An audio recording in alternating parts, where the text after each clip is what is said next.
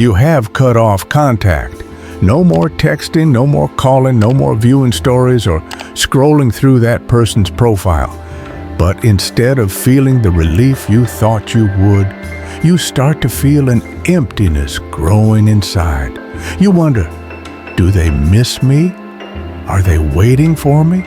Or worse, am I doing something wrong? I understand that feeling very well because everyone who has ever loved deeply, been hurt, has gone through this moment between finality and unanswered questions. The first few days after cutting off contact may give you a feeling of relief, as if you're finally daring to do what's right for you. But then, very quickly, that feeling gave way to a strange emptiness. You wake up and realize there are no more messages from that person, no more idle lines, no more asking questions, even just a little bit. And your brain, which is already used to their presence, begins to speak, "Am I being too tough? If they text right now, should I reply?" I know that place can easily make you want to go back, just to escape the feeling of disappointment. But understand, it is not nostalgia of the heart, but the natural reaction of someone who is separating himself from an old habit. This feeling of emptiness is part of the healing process. It's not wrong, and you're not weak for feeling this way. When you choose silence, everything on the outside seems quiet, but on the inside, both you and the other person begin to move. If in the past you were always the one to text first, ask first, and keep in touch first, then the silence now feels like a very clear void, and the other person starts to feel it, whether they admit it or not.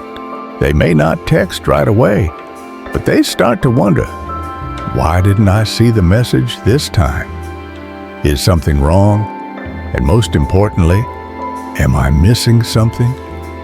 That silence is not distance, but rather a reflective mirror for both of them to look back at their true feelings. And if they once took your presence for granted, your absence will now make them understand how important you once were. Silence is not hiding, nor is it playing psychological games. Silence is a conscious choice for you.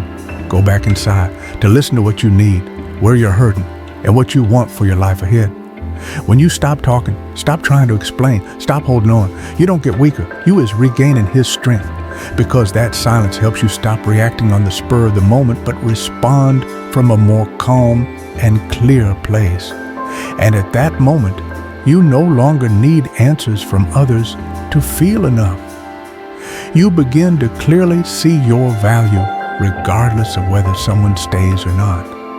Silence gives you space to recover, and is also your way of saying to the world, I am choosing myself.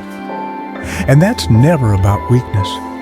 During the time you choose no contact, the most important thing is not to wait for the other person to come back, but to come back to yourself.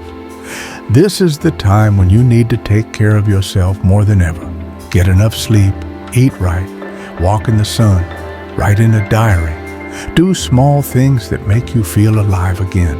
I know there will be times when you want to sneak a look at their profile page, reread old messages, but trust me, that only pulls you back into the old spiral.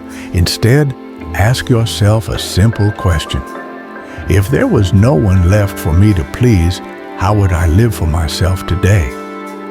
You don't have to be perfect. Just being a little calmer and gentler with yourself every day is enough to move on, more firmly than ever before. Maybe one day the other person will text back. Maybe they will realize how important you once were. But you know what? What's more important is not whether they come back or not, but rather you are strong enough to no longer depend on that. You will see yourself change. No more waiting for a text message to feel satisfied. No longer need someone to validate your worth. And if anyone comes close, you will choose from peace, not from lack. Because after all, silence has helped you see clearly what you truly deserve. You were brave enough to stay silent, to stop, to not text one more time. And that's not easy. But from the moment you choose yourself, instead of continuing to cling, you have begun to embark on a new journey, the journey of self-healing and growth. You don't need others to recognize you as important, because true respect starts with how you treat yourself. Remember, silence is not the end. That is the silence for you to hear your heart clearly, to understand that you are worthy of a relationship that doesn't have to be kept.